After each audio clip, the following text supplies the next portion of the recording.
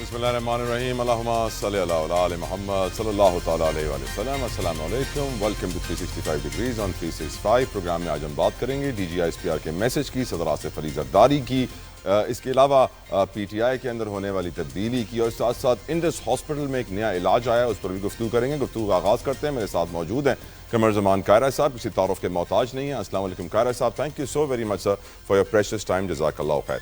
कायरा साहब, इस वक्त मैं समझता हूँ पाकिस्तान के हर ढाबे पे जहाँ जहाँ लोग जमा हैं सब यही गुफ्तगू कर रहे हैं। इस सारी गुफ्तगू का आगाज़ हमने सोशल मीडिया पे चंद दिनों पहले देखा, जब एक नामवर सहाफ़ी सोशल मीडिया पे अपने वीलॉग में ये कहते हैं कि सदर जरदारी के ख़िलाफ़ एक साजिश, एक प्लान तैयार हुआ है जिसके तहत उनसे ओहदा लिया जाएगा, किसी और को ये ओहदा दिया जाएगा। आज एक शख्स ने मुझे कहा कि जो है सदर जरदारी साहब जा रहे हैं और नवाज शरीफ साहब सदर बन रहे हैं। आखिर आपकी नज़र में 6 दिन सोशल मीडिया पे चलने के बाद ये खबर आज नेशनल मीडिया पे आ गई, उस वक्त तक कोई नेशनल मीडिया पर भी डिस्कस नहीं कर रहा था। क्या मुहर्रिकात हैं कायरा साहब इस पूरी गेम के पीछे? पहली बात तो यह है कि ये बदकिस्मती है हमारे मुल्क की, सोशल मीडिया पे हेर से ऐसे ही किसी ने उड़ा दी, और ये सोशल बेसिकली नहीं, this is unsocial media unfortunately. और इसके अंदर तो झूठ ज्यादा है, सच कम है, और इसको एक्साइटमेंट के लिए इस्तेमाल किया जाता है। बदकिस्मती यह है कि इसको फॉर्मल मीडिया भी फॉलो करता है। और ये खबर जो आप मेरे से बात कर रहे हैं, ये खबर तो पिछले 6 दिन से या 5 दिन से फॉर्मल मीडिया पर रोज हमसे डिबेट हो रही है। हमारे सारे मेंबरान इसकी तरदीद कर चुके हैं, इसकी वजाहतें कर चुके हैं, इसकी लीगैलिटी, इसकी पॉलिटिकल एंगलिंग सब पे वजाहत कर चुके हैं। फिर ये सवाल मौजूद है, यही इस सवाल के पैदा करने वालों का इशू था कि ये पाकिस्तान पीपल्स पार्टी को एक ब्लेम गेम में डाला जाए, एक नर्वस किया जाए और उसके कारकुन को भी कंफ्यूजन में रखा जाए। इसके अलावा इसका कोई मकसद नहीं है, ना इसकी प्रैक्टिकली कोई सूरत हाल है, ना कानूनी और आईनी तौर पे है, ना पॉलिटिकली है। लेकिन ये सवाल है कि चलता चला जा रहा है, और हम हैरान हैं कि बावजूद बार बार तरदीद करने के और सख्ती से तरदीद करने के और ये कहने के कि ये पीपल्स पार्टी के खिलाफ एक साजिश है, फिर ये सवाल जिंदा है। आपने कहा सर ये ऐसे ही किसी ने उड़ा दी। सर एजाज सैयद कोई ऐसा ही सहाफ़ी नहीं है, बड़ा पावरफुल और कनेक्टेड सहाफ़ी है, और आप जानते हैं कि मौजूदा हुकूमत ने पीका एक्ट बनाए हैं, इतने कवानीन बनाए हैं, और जो भी कोई झूठी बात करता है उसको उस कानून के तहत कार्रवाई का सामना करना पड़ता है, पर पीपल्स पार्टी ने उनके खिलाफ कोई कार्रवाई नहीं की। इस बात पे हैरानगी हो रही है लोगों को। देखें, आज अगर एजाज सैयद हमारे दोस्त हैं, एजाज सैयद के खिलाफ अगर पीपल्स पार्टी कार्रवाई करती है तो अब सारा मीडिया इंक्लूडिंग यू, आप सब खड़े हो जाएंगे कि देखो जी ये जमहूरियत के बड़े दावेदार हैं, ये तो बड़े आज़ादी इजहार के कायल हैं, ये तो बड़े फलां हैं, और अब जरदारी साहब ने जनाब ये केस फाइल कर दिया। वही करेंगे ना, वही करेंगे। तो फिर आप हम क्या कहेंगे? क्या आप इंतजार करेंगे उस कोर्ट प्रोसीडिंग का? क्या आप इंतजार करेंगे कि जिस ऑर्डिनेंस का आप जिक्र कर रहे हैं, जिस इदारे का, उसके तहत जो प्रोसीडिंग हो उसका कोई आउटकम आ जाए? मेरे भाई, हमें सारी चीजों को देख के चलना पड़ता है। हाँ, एजाज सैयद एक अच्छे साफी हैं, अच्छे नेक नाम आदमी हैं, उनकी खबर को रिबट कर दिया गया पीपल्स पार्टी की तरफ से 1 2 3 4 5 10 नहीं 10 लोगों ने। अब ये सहाफत का भी एक असूल है, आप भी जानते हैं, मैं भी जानता हूं, मैं भी इसी मैदान में। सहाफत का एक असूल है कि जब किसी सहाफी की रिपोर्ट रिबट हो जाती है तो फिर उसको सबूत सामने लाने चाहिए कि मैंने इस बुनियाद पे ये बात कही थी। जो रास्ता आप मुझे दिखा रहे हैं कि हम पीका एक्ट के तहत जाए, बिल्कुल जा सकते हैं, वो फोरम मौजूद है, लेकिन जिस तरह मैंने कहा फिर उसके बाद एक नई बहस छिड़ेगी और पीपल्स पार्टी और आसिफ जरदारी साहब को एक और बहस में उलझाया जाएगा, और सारे साफी इंक्लूडिंग यू सब उलझाएंगे। तो हम ये नहीं चाहते कि हम सहाफत और सियासत का आपस में फिर लड़ाई शुरू कराएं। हम समझते हैं कि पाकिस्तान के अंदर ये एक अनफॉर्चुनेट लम्हा है जिसमें हर तरह की खबर जो किसी के ख्याल में आता है या कहीं से कोई सुन लेता है उसको खबर बना देता है और तस्दीक किए बगैर। मैं फिर कहूंगा, सहाफत का असूल है जब किसी सहाफी की खबर मुस्तरद कर दी जाती है, कंट्राडिक्ट कर दी जाती है, कैटेगोरिकली डिनाई कर दी जाती है पार्टी की तरफ से, फिर उसको सबूत सामने लाके बात करनी चाहिए। और अगर सबूत सामने ना लाए जा सके फिर तो कानूनी कार्रवाई खैर बनती है सर, लेकिन बहुत सारे सहाफी के खिलाफ ऐसी कार्रवाइयां हुई हैं। मैं कानूनी कार्रवाई का हक तो रखता हूं, लेकिन मुझे ये भी पता है कि उस कानूनी कार्रवाई के आगाज के फौरन बाद क्या होगा, इंक्लूडिंग योर वॉइस। पूरे मुल्क के सहाफी खड़े होंगे, देखें ये पीपल्स पार्टी है, یہ پیپلز پارٹی آزادی قاہرہ صاحب ہمیں کیسے قاہرہ صاحب آئی ریسپیکٹ یو، میں آپ کی بڑا احترام کرتا ہوں، آپ میرے لیے ایسے سیاستدانوں میں سے جن سے میں سیکھتا ہوں، لیکن سر ارشد شریف کی موت کے بعد صحافت وہ صحافت نہیں رہی، یہ مجھے آپ کو بتانے کی ضرورت نہیں ہے سر۔ میرے بھائی میں تو اپنی بات کر رہا ہوں، میں ملک کی بات کر رہا ہوں۔ شریف کا بھی بہت دکھ ہے، میں تو سمپل پوچھ رہا ہوں کہ میں نے ایک سٹوری کنٹراڈکٹ کر دی، آپ مجھے کہہ رہے ہیں پیکا ایکٹ کے تحت جاؤ۔ پیکا ایکٹ کے تحت میں صرف عدالتی کام نہیں کر رہا نا، میں صرف وہاں سے انصاف نہیں مانگتا، میں ایک سیاسی جماعت ہوں، میں سیاسی جماعت کے طور پہ اگر یہ رستہ اختیار کرتا ہوں تو اس کے معنی کیا نکالے جائیں گے، اس کے اگلے پروسیجرز کیا ہوں گے، یہ بہت افسوسناک ہے۔ میں تو یہ کہہ رہا ہوں، بار بار کہہ رہا ہوں، میں نہیں کہہ رہا، میری جماعت کے سارے ترجمان کہہ چکے، ساری قیادت کہہ چکی، نہ اس کی کوئی لاجک ہے، نہ اس کی کوئی کانسٹیٹیوشنلٹی ہے، نہ اس کا کوئی پولیٹیکل اینگل ہے، نہ اس وقت کوئی انوائرمنٹ ہے۔ سر پولیٹیکل اینگل اور ایک انوائرمنٹ ہے، وہ یہ ہے کہ ریزرو سیٹس پی ایم ایل این کو مل رہی ہے، نمبر گیم چینج ہو رہی ہے، پیپلز پارٹی کمزور ہو رہی ہے، نون لیگ طاقتور ہو رہی ہے۔ میرے بھائی یہ بات تو آپ کا خیال ہے نا، لوگ کر رہے ہیں، ہم آپس میں بڑے کمفرٹیبل ہیں، ہم گورنمنٹ کو سپورٹ کر رہے ہیں، گورنمنٹ ہمارے ساتھ چل رہی ہے۔ یہ جو ایک ہے نا ہیر سے، یعنی لوگوں کے خیالات ہیں، خواہشیں ہیں، ان کی امیدیں ہو سکتی ہیں، خواہشیں ہو سکتی ہیں کہ ایسے ہو جائے گا، جب ہوگا، اگر ہوگا تو بات کر لیں گے۔ اگر اب مفروضوں پہ مبنی باتیں شروع کر دیں کہ جی اگر ایسا ہوا تو مسلم لیگ یہ کر دے گی اور پیپلز پارٹی یہ کر دے گی اور صدر صاحب کو یہ ہو جائے گا، تو ان مفروضوں کے اوپر تو سوائے ابہام کے اور تلخی کے اور کنفیوژن کے اور کیا پیدا ہوگا؟ تو میں تو کم از کم یہ جو مفروضے ہیں ان کے اوپر باتیں نہیں کرتا گی۔ اور صدر صاحب کو بھی اس حوالے سے کوئی پریشانی ہے؟ کیونکہ سر وہ بھی خبریں لگ گئی تھی کہ صدر صاحب نے پنجاب میں ڈیرے جما لیے ہیں اور وہ بھی ملاقاتیں کر رہے ہیں۔ اس سے زیادہ اس موضوع پہ بات کرنا نہیں میں کرنی سمجھتا ہوں اپنا بالکل ٹھیک، لیٹس موو فارورڈ سر۔ ملک کی سیاسی صورتحال 5 اگست کو پی ٹی آئی تحریک چلانے جا رہی ہے، عمران خان کہہ رہے ہیں کہ اب ان کے بیٹے ایکٹیو ہونے جا رہے ہیں، سلیمان اور قاسم، اور وہ لابینگ کریں گے امریکہ جا کے۔ آپ کی نظر میں بنا مذاکرات کیے پی ٹی آئی اس لاہے عمل کے ساتھ کچھ حاصل کر پائے گی سر؟ پی ٹی آئی نے پہلے بھی غلط فورم چنے تھے، پہلے بھی غلط طریقہ کار اختیار کیا تھا، انہوں نے اپنی تحریک چلا کے دیکھ لی، سوائے اس کے کہ اپنی پارٹی اپنے ساتھیوں کو امتحان میں ڈالنے کے، اور انہوں نے کچھ نہیں کیا۔ پارٹی کے اندر اور پارٹی کے درمیان پہلے سے ہی لڑائی موجود ہے، اب ان کی باقی فیملی بھی اگر آتی ہے تو ان کی مرضی ہے، ان کا حق ہے، میں ان کے حق سے ان کو ڈینائی تو نہیں کر سکتا۔ ان کے بیٹوں کا پاکستان کی سیاست میں کیا رول ہو سکتا ہے یہ تو اب وقت بتائے گا، لیکن اگر وہ پاکستانی شہری رجسٹرڈ ہے تو ان کا حق ہے کہ وہ آگے سیاست کرے۔ لیکن پی ٹی آئی کو اگر پاکستانی سیاست میں سیاسی مقام رکھنا ہے، پاکستان کی سیاست کو اہم کرنا، جو وہ کہتے ہیں وہ پاکستان کے آئین کے اندر یا آئینی حکمرانی کی طرف جانا چاہتے ہیں تو پھر ان کو سیاسی جماعتوں کے ساتھ بیٹھنا پڑے گا۔ سیاسی ایشوز سیاسی جماعتیں حل کرتی ہیں، الائیڈ پرابلمز اس کے ساتھ حل ہوتے ہیں۔ یہ بات وہ جو بھی رستہ اختیار کرنا چاہیں گے، حکومتیں پہلے بھی ٹیکل کرتی رہی، آئندہ بھی ٹیکل کر لیں۔ بھارت کا سر مکروہ چہرہ روز بے نقاب ہو رہا ہے۔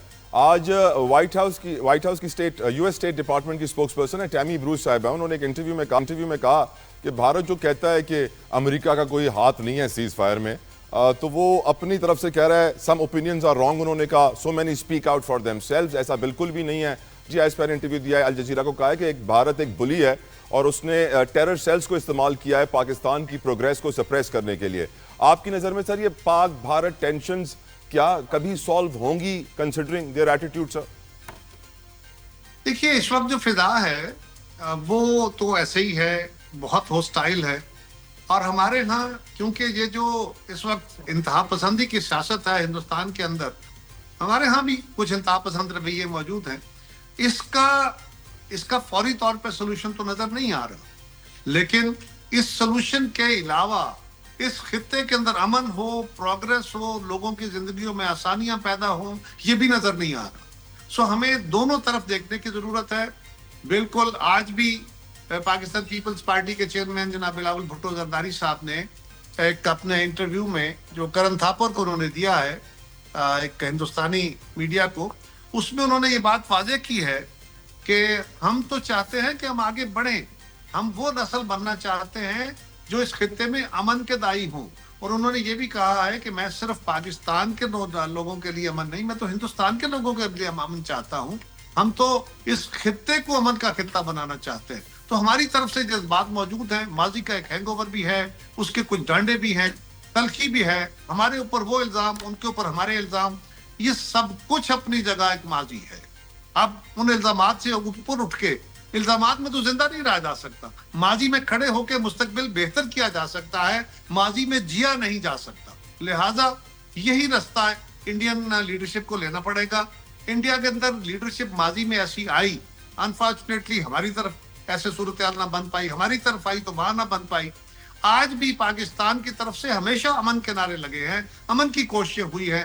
آج کی حکومت چاہتی ہے کہ جو بھی ہمارے آؤٹ اسٹینڈنگ ایشوز ہیں ان پہ بیٹھ کے بات کی جائے. لیکن ہندوستان کے اندر ایک انتہا پسند مائنڈ کی جو حکومت ہے، ان کا ایجنڈا، ان کی پالیٹکس اس سے جڑی ہوئی ہے کہ وہ پاکستان کے خلاف نفرت پھیلا کے رہے. یہ ایک بہت بڑی رکاوٹ ہے. اب وقت کے ساتھ ساتھ الٹیمیٹلی قوموں کے اندر یہ سمجھ آئی ہے، اور یہ فورم، یہ میڈیا، جس طرح میرے چیئرمین نے آج بات کی ہے، ہمیں توقع ہے کہ وہاں سے بھی جو نوجوان لوگ ہیں، نوجوان سیاستکار ہیں، یا جو نوجوان وہاں کی قیادتیں ہیں، وہ اسی طرح اس کو رسپونڈ کریں گی، تاکہ آنے والے دنوں میں ہم سافٹنس لا سکیں، اپنے رستوں کو بہتر کر سکیں، اپنے ایشوز کو ریزالو کر سکیں ڈائیلاگ کے. سر آخری سوال معیشت کا اور زراعت سے جڑا. گندم کے بعد ایک چینی کا اسکینڈل سامنے آ رہا ہے. ہمیشہ ہم پہلے باہر بھیج دیتے ہیں، ایکسپورٹ کرتے ہیں، پھر ہم امپورٹ کرتے ہیں. when will we learn from our mistakes, Kaira صاحب؟ دیکھیے، ہمارے ہاں یہ جو کارٹلز کا ذکر کیا جاتا ہے، وہ اپنی جگہ میں اس سے انکار نہیں کر رہا، لیکن یہ بات بھی درست ہے کہ ہمارے ہاں کوئی بہت اچھا میکانزم نہیں ہے. کتنی چینی مارکیٹ میں موجود ہے، کتنی چینی کھائی گئی ہے، کتنی چینی ایکسپورٹ کرنی ہے. جب حکومت کو ایک پریشر آتا ہے کہ جی ہمارے پاس سرپلس چینی پڑی ہے، اور یہ آپ کو پرائیویٹ سیکٹر ہی بتائے گا نا، گورنمنٹ کے پاس تو ریزروز ہوتے نہیں ہیں، کیونکہ گورنمنٹ نے اب اسٹریٹجک ریزرو ختم کیا ہے. وہ اب گندم کا بھی، چینی کا بھی جو ذخیرہ ہوتا تھا، تو گورنمنٹ پرائیویٹ سیکٹر کے اوپر ڈیپینڈنٹ ہوتی ہے. اس نے اگر یہ کہا تو پاکستان سے چینی ایکسپورٹ ہو گئی اور پاکستان کو فورن ایکسچینج آ گیا. آج پاکستان کو فورن ایکسچینج دے کے چینی منگوا رہا ہے، تو پاکستان کو ایک اور بھی دیکھنے کی ضرورت ہے. آج چینی کس کے حق میں منگوائی جا رہی ہے؟ چینی کے ریٹ بڑے ہیں، سرمایہ دار ریٹ بڑھا رہا ہے، جو سیٹ ہے وہ ریٹ بڑھا رہا ہے، مل مالک ریٹ بڑھا رہا ہے، تو اس کا منافع ہو رہا ہے نا. اس کے منافع کو کرٹیل کرنے کے لیے چینی منگوائی جا رہی ہے تاکہ اس کا ریٹ کم ہو جائے. تو یہ اس کی مدد کی جا رہی ہے یا اس کے خلاف ایک فیصلہ کر کے پاکستان کے عوام کو ایک سپورٹ کی جا رہی ہے؟ بالکل یہ بھی سوچنے کی ضرورت ہے. اور تیسری اور آخری گزارش یہ ہے کہ میں اکثر کہتا ہوں، جس کے لوگ ٹھٹھا اڑاتے ہیں، اس کے بارے میں عجیب و غریب تبصرے ہوتے ہیں، چینی آٹے کے بغیر گزارا نہیں، چاول کے بغیر گزارا نہیں، گھی کے بغیر گزارا نہیں، لیکن چینی ایسا آئٹم نہیں ہے جو زندگی میں کم کر دیا جائے تو زندگی خراب ہو جاتی ہے. پاکستان ان ممالک میں ہے جو پر کیپیٹا بہت زیادہ چینی کھاتے ہیں اور بہت زیادہ شوگر کے مریض ہیں. کیوں نہ ہم اس کو ایک تو گورنمنٹ کا رسپانس ہے نا جس کا ہم ذکر کر رہے ہیں، ایک رسپانس وہ ہے جو پبلک کی طرف سے آئے. ہم اس بیماری کو جو چینی کا نام سے ہمارے اندر پھیلی ہوئی ہے، اگر ہم اس کا استعمال صرف آدھا کر دیں، ختم نہ کریں، آدھا کر دیں، اس میں 3/4 یعنی 3/4 رکھ لیں، 1/4 کم کر دیں، تو یہ سارے سرمایہ داروں کی، ان مل مالکوں کی، یہ جو سیٹ بیٹھے ہوئے چینی مافیا کے نام سے، ان کی چیخیں نکل جائیں گی. Thank you sir, I'm out of time. Thank you Kaira صاحب، I'm really indebted. آپ ہمیشہ وقت دیتے ہیں، جزاک. تو کریں گے پاکستان تحریک انصاف کے لیڈر فیصل چودھری صاحب سے. چودھری صاحب السلام علیکم، thank you so very much for your precious time. Chaudhry صاحب، مائی فرسٹ کویشچن، 5 اگست کو تحریک چلانے کا اعلان کیا گیا ہے. عمران خان کے بیٹے ایکٹیو ہو رہے ہیں، لابینگ کریں گے امریکہ میں. حالات حاضرات سب کچھ آپ کے سامنے ہے. کیا آپ سمجھتے ہیں پاکستان تحریک انصاف بنا مذاکرات کیے، احتجاج کے ذریعے، لابینگ کے ذریعے انصاف اور اپنا حق جو وہ سمجھتی ہے حاصل کر پائے گی؟ چودھری صاحب.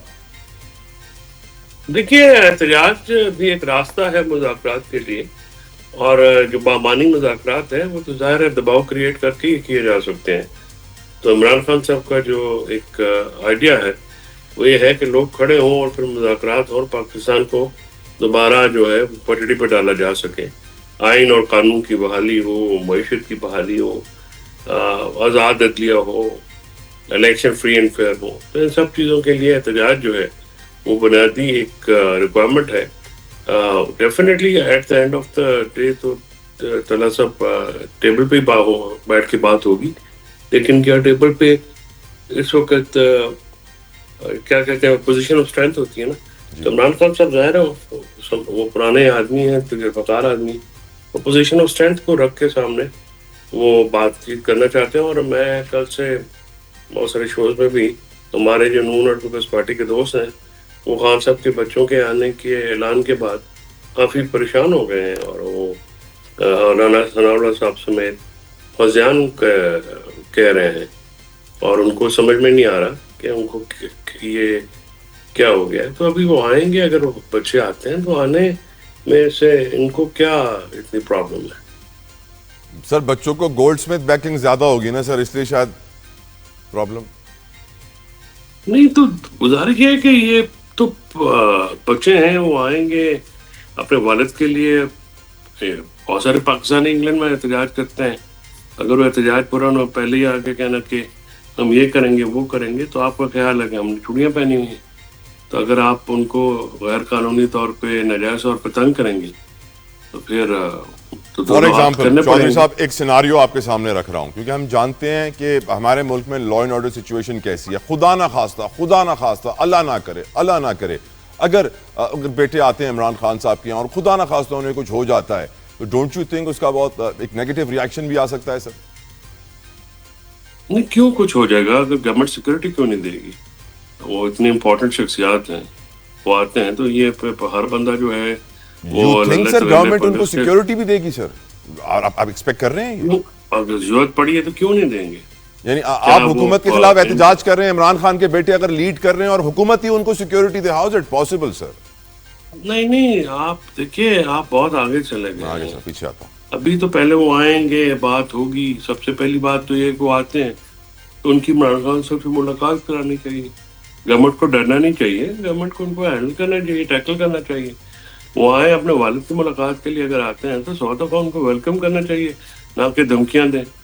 اگر آپ دھمکیاں دیں گے جو گورنمنٹ کے گماشتے ہیں تو وہ تو پھر معاملہ خراب ہوگا نا سر. وہ تو پھر ایک تلخی کی طرف معاملہ جائے گا. تو حکومت کیوں اس قسم کے کام کرتی ہے جس سے معاملات تلخی کی طرف ہیں؟ سر مزید تلخی کیا ہو سکتی ہے؟ ہم تو اس وقت تلخی کو پیک پہ سمجھ رہے تھے اپنی. نہیں، اگر بچوں کی وہ ہاتھ ڈالیں گے تو پھر تو ظاہر ہے پھر آپ ہاتھ روک تو نہیں سکتے نا. ہمارے بھی بچے تو عمران خان کے بچے آئیں گے، اگر وہ کوئی غیر قانونی اور وہ انہوں نے کوئی کام کیا ہے بھی نہیں، ابھی تو صرف آنے کا اعلان کیا ہے، تو پہلے ہی وہ ذرا دھمکیاں لگا رہے ہیں. تو یہ رویہ کوئی قابل ستائش رویہ تو نہیں. چودھری صاحب اب ضروری سوال، پشاور ہائی کورٹ نے مسلم لیگ نون کی درخواست کو سنتے ہوئے الیکشن کمیشن سے کہا کہ مخصوص نشستوں کا تعین دوبارہ کریں. یہ جو نمبر گیم چینج ہو رہی ہے اس وقت پارلیمنٹ میں، صوبائی اسمبلیوں میں، نیشنل اسمبلی میں، اس سے کیا صورتحال چینج ہو سکتی ہے؟ کیا کے پی کے گورنمنٹ خطرے میں آ سکتی ہے؟ صدر زرداری کے لیے افواہیں اڑائی جا رہی ہیں کہ وہ جا رہے ہیں جبکہ وہ نہیں جا رہے ہیں، تردید کر دی پیپلز پارٹی نے. کیا وجوہات آپ سمجھتے ہیں کہ ہو سکتا ہے کہ نمبر گیم چینج ہونے کی وجہ سے افواہیں اڑائی جا رہی ہوں یا کچھ ہو رہا ہو؟ Your view on it Chaudhary صاحب. آپ کو پتہ ہے طلعہ صاحب افواہیں کیسے اڑوائی جاتی ہیں اور کہاں سے اٹھتی ہیں، اور فیلرز چھوڑے جاتے ہیں، ٹرائل بلونز ہوتے ہیں. پیکا ایکٹ کے تحت تو پی ٹی آئی والوں کے اوپر بہت کچھ سننا اور برداشت کرنا پڑا ہے، لیکن جو یہ افواہیں اڑا رہے ہیں ان کے خلاف صدر مملکت بھی پیکا ایکٹ استعمال نہیں کر رہے. یہ تو پھر صدر پاکستان کو اپنا کام خود کرنا ہے، ان کے آفس کی حفاظت انہوں نے خود کرنی ہے. اگر وہ نہیں کرتے ہیں تو یہ تو پھر ان کی مرضی ہے. تو گزارش یہ ہے جی کہ پی ٹی آئی وغیرہ، پی ٹی آئی والے تو، اور وہ جو آپ کے یوٹیوبرز ہیں وہ تو ایک مشق کے نیچے آئے ہوئے نا جی. ایک ایسی چیز کی جا رہی ہے جن سے ان کو سبق سکھانا جو ہے وہ ایک معاملہ ہے. اور جو فیصل صاحب جو یوٹیوب چینلز بین ہو رہے ہیں وہ والا چینل بین نہیں ہو رہا ہے جس میں صدر کے خلاف غلط بات کہی جا رہی ہے، وہ چینل بین ہو رہا ہے جو پی ٹی آئی کے بیانیے کو چڑھا رہا ہے. نہیں، وہ تو صدر صاحب کو تو صحیح بات کہتے بھی کم ہے نا، تو ان کو تو عادت ہی نہیں ہے سننے کی کوئی صحیح بات. ان کو تو زیادہ وہی باتیں کہتے ہیں سارے، اس لیے میرا خیال میں وہ سوشل میڈیا اور میڈیا کو دیکھتے بھی نہیں ہیں، نہ ہی کوئی اتنے وہ آڈر کرتے ہیں. وہ ایک پریکٹیکل پریگمیٹک پاور پالیٹکس کرتے ہیں، اور ان کا یہی مطمع نظر ہے اقتدار جو ہے اور صدر صاحب یہ جو چینلز بین کیے گئے ہیں، جس طریقے سے بین کیے گئے ہیں، یہ طریقہ کار بھی انلیگل ہے، غیر قانونی ہے، غیر آئینی ہے. اور یہ آرڈر جو ہے یہ پاکستان کا لاء ہے، پوری دنیا میں امپلیمنٹ ہو سکتا ہے. جج صاحب نے سیدھا ہی امریکہ والوں کو آرڈر کر دیا ہے، کوئی مطلب درمیان میں انہوں نے کوئی اسٹاپ اوور ہی نہیں کیا. انہوں نے کہا سیدھا امریکہ جا کے لینڈ کرتے ہیں. تو اس طرح کے معاملات نہیں چل سکتے. خان صاحب، چودھری صاحب، پاکستانی یہ سوچ رہے ہیں کہ خان صاحب کو اب 2 سال ہونے والے ہیں جیل میں. ایک ایسا شخص جس نے بڑی لیوش لائف سٹائل سے زندگی گزاری، 2 سال میں نہ جیل میں وہ بیمار ہوا ہے، نہ اس کے پلیٹلیٹس گرے ہیں، نہ اس نے کوئی ڈیل کی ہے، نہ وہ باہر جانے کی بات کر رہا ہے. بتائیں کہ کیا وجہ ہے کہ خان ٹوٹ نہیں رہا سر 2 سال؟ نظریہ، ذہن، عزم، اللہ پہ توکل، محمد صلی اللہ علیہ وسلم کی سنت رسول کے اس سے محبت اور اس کو دل و جان سے اپنانا، اور بہادری جو ہے اللہ تعالیٰ کی دین ہوتی ہے، ہر کسی کے پاس نہیں ہوتی. عمران خان ایک بہت بہادر آدمی ہے. عمران خان صاحب بہت اولوالعزم آدمی ہیں، اپنے نظریے پہ کمپرومائز نہیں کرتے، اور وہ پریشر میں کھیلنے کے عادی بھی ہیں. وہ کبھی بھی اس طرح کے کام نہیں کریں گے طلعت صاحب. اور عمران خان صاحب نے ثابت کیا ہے کہ مقابلہ کیسے کیا جاتا ہے جبر کا، استبداد کا، ظلم کا مقابلہ جو ہے، اس کے لیے کتنا بڑا جگر چاہیے. تو عمران خان جیسی شخصیات جو ہیں وہ صدیوں میں پیدا ہوتی ہیں. بہت شکریہ فیصل چودھری صاحب آپ کے قیمتی وقت کے لیے. سر جزاک اللہ خیر. ویورز، یہاں وقت ہوا ایک بریک کا. بریک کے بعد میں آپ کو ملوا رہا ہوں ایک بڑے باکمال ڈاکٹر صاحب سے، جنہوں نے اور ان کی ٹیم کی بدولت پاکستان میں ایک بڑی خطرناک بیماری کا بڑا مہنگا ترین علاج مفت کیا جا رہا ہے انڈس ہاسپٹل میں. ایسا سبجیکٹ ڈسکس کریں گے جو میرے دل سے بہت قریب ہے. ہمارے ملک میں غربت میں اضافے کی سب سے بڑی وجہ علاج معالجے کے اخراجات ہیں. کسی غریب کو بڑی بیماری لگ جائے تو اپنی پوری جمع پونجی لگا دیتا ہے اور روڈ پہ آ جاتا ہے، لیکن پھر ہی بیماری ختم نہیں ہوتی ہے، اور ایک بڑا پرابلم ہے یہ پاکستان کا. اور پھر کراچی کی بات کریں تو ہم جانتے ہیں 2.5-3 کروڑ کا شہر ہے. یہاں پہ جو سرکاری انفراسٹرکچر ہے وہ ناکافی ہے، کیونکہ پورے سندھ بلکہ پورے پاکستان سے لوگ یہاں آتے ہیں. ایون دو کہ سندھ گورنمنٹ نے NICVD ہو، گھمبٹ انسٹیٹیوٹ ہو، وہاں بہت اچھا کام ہو رہا ہے، لیکن وی نیڈ مور انفراسٹرکچر. ہمیں زیادہ پیشنٹس کو ٹریٹ کرنے کے لیے ہاسپٹلس چاہیے. ایٹ دی سیم ٹائم مخیر حضرات کی مدد سے، ڈونرز کی مدد سے بڑا اچھا کام ہو رہا ہے، جن کاموں میں انڈس ہاسپٹل سر فہرست ہے. لیٹسٹ خبر یہ ہے کہ ایک بڑی خطرناک بیماری کا بڑا مہنگا علاج ہے جو بڑی مشکل سے پاکستان آیا ہے، اور اس کو پاکستان لانے میں کامیابی حاصل کی ہے انڈس ہاسپٹل نے. اور اس پر ڈسکشن کرنے کے لیے میرے ساتھ موجود ہیں ڈاکٹر محمد فرید الدین صاحب، جو کہ ہیڈ آف ڈپارٹمنٹ ہیں پیڈیاٹرک. تھینک یو ڈاکٹر صاحب فار یور پریشیس ٹائم. السلام علیکم، بہت بہت شکریہ آپ کے وقت کا. ڈاکٹر صاحب، اس بیماری کے بارے میں ہمیں بتائیے، یہ کیا بیماری ہے، اس کی تھوڑی ڈیٹیل سے ہمیں آگاہ کیجیے. جی بہت شکریہ، جزاک اللہ خیر، آپ نے مجھے ادھر مدعو کیا. دیکھیے، یہ ایک بیماری ہے جس کو ہم سسٹک فائبروسس کہتے ہیں. سسٹک فائبروسس جو ہے یہ ایک ایسی بیماری ہے جو کہ بیسکلی جینیٹک ڈیزیز ہے، اور یہ جینیٹک ڈیزیز اس کو ہم کہتے ہیں جو کہ فیملی کے اندر رن کر رہی ہو، جو کہ آبا و اجداد سے چلتی بھی آ رہی ہو، جس کے جینز جو ہیں وہ فیملی کے اندر رن کر رہے ہوں. اب ضروری نہیں ہے کہ پیرنٹس کو یا یہ کہ بہنوں بھائیوں کو یا پھر کسی اور کو بھی یہ والی بیماری ہو، لیکن یہ چیز ضرور ہے کہ یہ کہ پہلے بھی کبھی کسی نہ کسی کو یہ بیماری ہوئی ہوگی، یا اس کے جینز جو ہیں وہ بچے میں ٹرانسفر ہو رہے ہیں. اور کیسی بیماری ہے سر؟ یہ ایک آٹوسومل ریسیسو بیماری کہلاتی ہے. یعنی کہ ہر وہ بچہ جو کہ ادھر پیدا ہو رہا ہے، اس کے اندر ایٹ لیسٹ 25% چانسز ہیں کہ وہ بیمار ہو سسٹک فائبروسس کے ساتھ، بشرطے کہ دونوں پیرنٹس کے اندر ایک ایک جین موجود ہو جو کہ بچے کے اندر آ رہی ہوں. اور جب یہ بیماری آ جاتی ہے، جب یہ بیماری ٹرانسمٹ ہوتی ہے، تو آئیڈیلی یہ کہ یہ بچے وہ ہوتے ہیں جو کہ جب یہ پیدا ہوتے ہیں تو وہیں سے پرابلم سٹارٹ ہو جاتا ہے. اور اس کے اندر سب سے پہلے ان کے اندر ہوتا یہ کہ جو یہ پہلا بچہ جو کہ ایک اسٹول پاس کرتا ہے، پخانہ کرتا ہے، وہ یا تو یہ کہ پھنس جاتا ہے، یا پھر یہ کہ وہ پھر مشکل سے پاس کر رہا ہوتا ہے، یا کبھی کبھار اگر وہ پاس کرتا بھی ہے تو وہ دیر سے پاس کرتا ہے. اکثر اوقات ایسے بچوں کو آبسٹرکشن ہو جاتی ہے آنتوں کے اندر، اور کبھی کبھار آپریشن کی بھی ضرورت پڑ جاتی ہے. جیسے جیسے بچے یہ بڑھتے جاتے ہیں، ان کو 2 بنیادی پرابلم زیادہ ہوتے ہیں. یہ ان کی ایک جو جین ہوتی ہے جس کو ہم کہتے ہیں CFTR جین، یعنی cystic fibrosis trans regulator gene. یہ کہ جو ہے ہمارے سیل کے اندر ہوتی ہے یہ والی جین، اور اس کی پرابلم کی وجہ سے یہ کچھ سیکریشنز ہیں جو کہ بچے کے پھنس جاتے ہیں، گاڑھے ہو جاتے ہیں، اور یہ کہ وہ باہر ایکسپیل نہیں ہوتے. اور بنیادی طور پر دو یہ کہ آرگنز ہیں جہاں پر سب سے زیادہ یہ افیکٹ کرتا ہے. نمبر 1 پھیپھڑے اور نمبر 2 انٹسٹین. پھیپھڑوں کے اندر یہ بچے جو ہے یہ ان کو پرابلمز ہوتی ہیں کہ ان کو بار بار ان کو سانس کا پرابلم ہو رہا ہوتا ہے. سیکریشنز اتنی گاڑھی ہو جاتی ہیں کہ یہ جا کے چھوٹے چھوٹے جو کہ برونکیولز ہوتے ہیں، سانس کی نالیاں ہوتی ہیں، اس کے اندر پھنس جاتا ہے، اور اس کی وجہ سے آئے دن ان کو جو ہے وہ بلغم کے پرابلمز رہتے ہیں، اور یہ سانس کی ایک تکلیف ہوتی ہے. کبھی کبھار نمونیا ہو جاتا ہے، بلکہ اکثر اوقات ہو جاتا ہے. اور اس کے علاوہ کبھی کبھار ان کے اتنے زیادہ ان کے پھیپھڑے خراب ہو جاتے ہیں کہ آگے چل کر ہمیں کبھی کبھار ان کا یہ کہ جو پھیپھڑے کا یہ کہ آپریشن بھی کرنا پڑ جاتا ہے، اور یہ کہ جو نکالنا بھی پڑ جاتا ہے.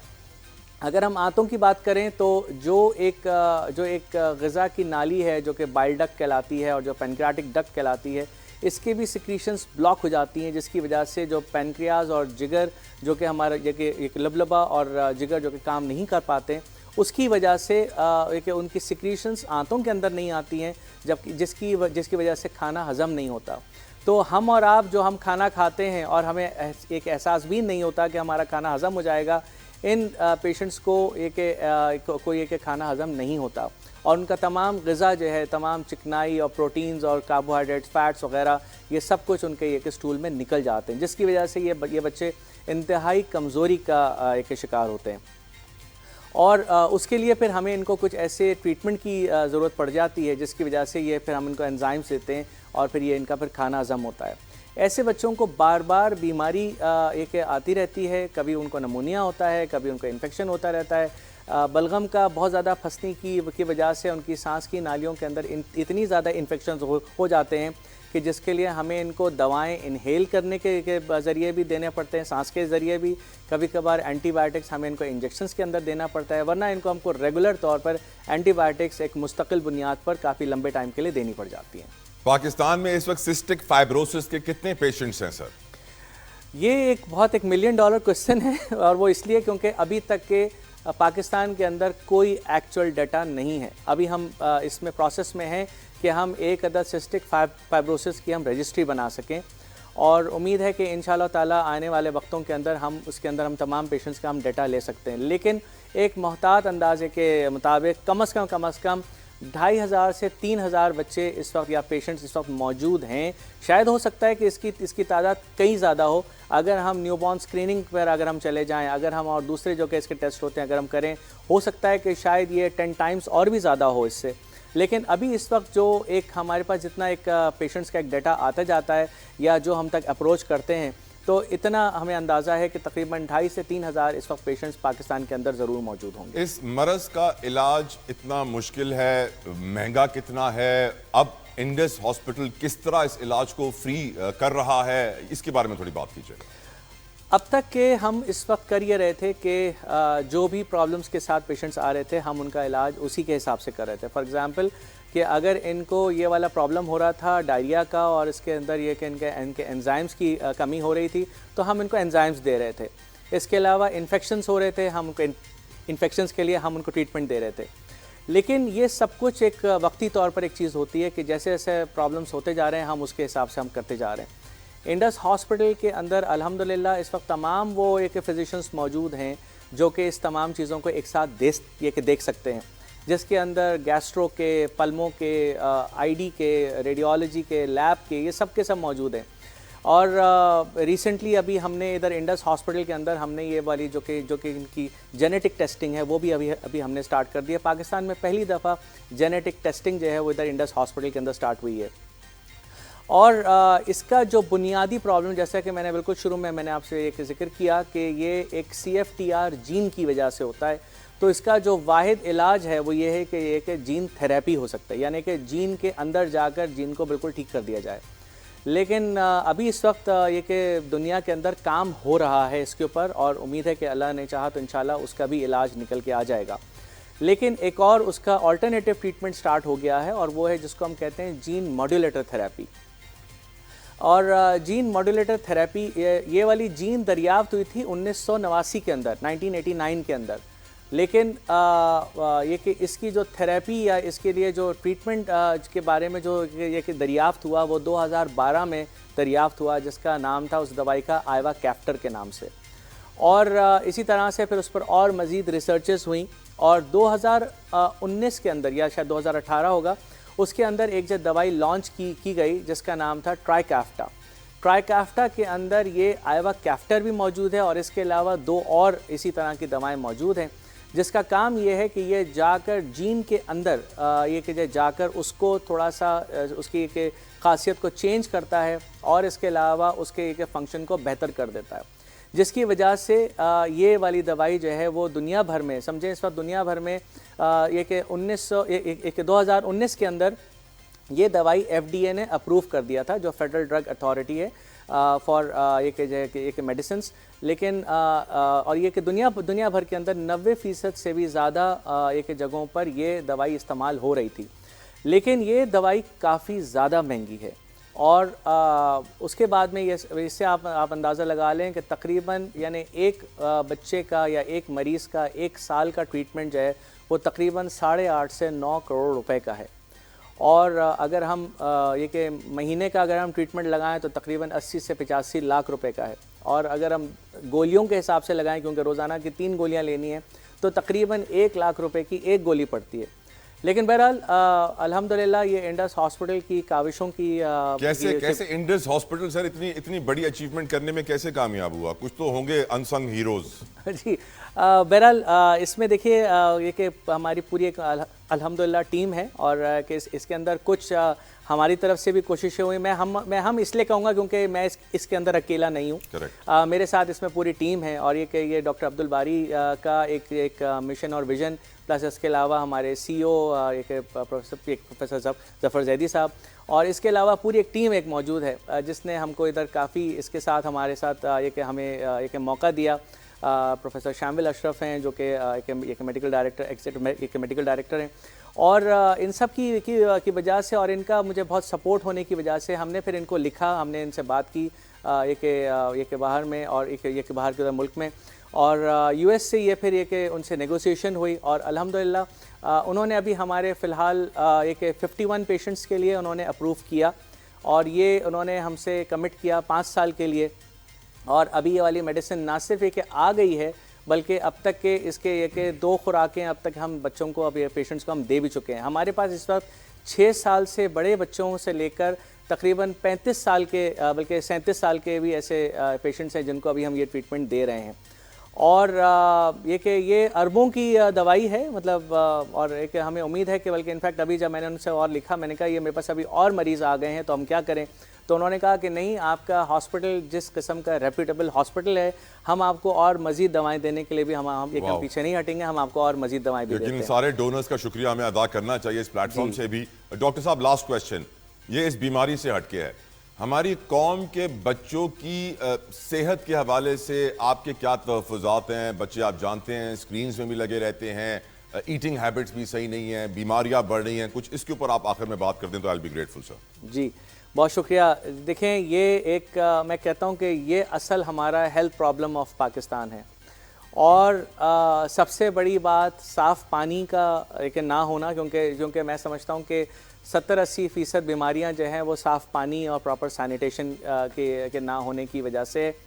تو سب سے پہلی بات تو یہ ہے. اس کے علاوہ سیکنڈ بات پرائمری امیونائزیشن جو ہے وہ ایک ہونا بہت ضروری ہے. ہمارے ہاں ایسے بہت سارے لوگ ہیں، ایون یہ جو شہری آبادی کے اندر ایسے بہت سارے پیشنٹس ہیں جو کہ آتے ہیں اور جو کہ جن کی ابھی تک کے امیونائزیشن ہوئی تک کے نہیں ہوتی. اور پھر اس کے علاوہ سب سے بڑھ کر اب بچے جو ہے اب ان کا سیڈنٹری لائف سٹائل ہو گیا ہے. یہ بچے اب اگر آپ ان سے بات کریں کہ جی کہ پارک میں جائیں اور کھیلیں یا کچھ اور، تو پہلے یا تو یہ کہ ان کے والدین بھیجنا نہیں چاہتے کہ جی کہ ہم کہاں پر بھیجیں، اور اگر بھیج بھی دیتے ہیں تو وہ بھی پھر بہرحال اپنے الگ ایشوز کے ساتھ ہوتے ہیں. تو میری سب سے گزارش یہی ہے کہ بچوں کے اندر فزیکل ایکٹیویٹی زیادہ رکھیے. ان کو جو ہے ان کو کتابیں پڑھنے کا ان کو ایک شوق دلائیے، ان کو کھیلنے کودنے کا، ان کو اچھی صحت کے لیے اچھی غذا دیجیے. یہ تمام چیزیں جتنی جو باہر کے جو کہ جنک فوڈ ہیں، اس کو جتنا زیادہ آپ اوائڈ کر سکتے ہیں وہ زیادہ اچھا ہے. تو تو یہی اگر آپ کر لیں گے تو میں سمجھتا ہوں کہ اس کا ایک بہت بڑا امپیکٹ پڑے گا. Thank you so very much doctor Mohammad Farid uddin صاحب فرام انڈس. آپ کے وقت کا بہت مشکور ہوں. پروگرام کا وقت تمام ہوتا ہے. فیڈ بیک ہمیں ضرور دیجیے گا. اپنا خیال رکھیے گا. I'll see you tomorrow. Until then, اللہ حافظ.